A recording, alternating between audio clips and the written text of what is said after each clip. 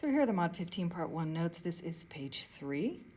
So we are going to talk about, in kind of great detail here, the process of hypothesis testing. Okay? So we have got our intelligence quotient, IQ, which we've used this example in the past, with a population mean of 100 and a population standard deviation of 15. So we're talking about populations. We're using mu and sigma. We have got our normal distribution, and noticed here it is labeled with the mean and 3 standard deviations above and below. So here is what we are going to be referring to. As we walk through this process, we are going to take a look at a specific example. We want to know if students at Harvard University have a higher IQ than the general population. We will test this statistically using a hypothesis test.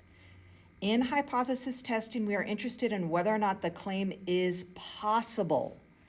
Okay, so again, we are not going to say, yes, definitely their IQ is higher, or definitely it's not. We are looking at plausibility.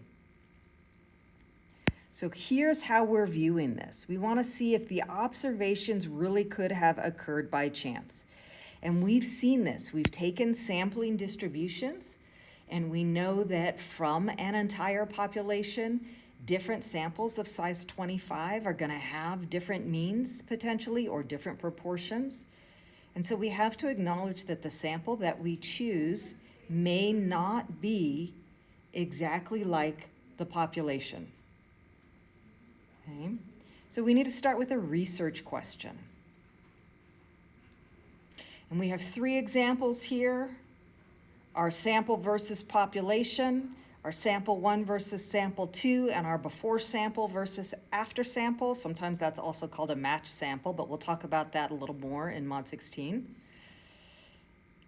The research questions have to be specific and include the following. Okay.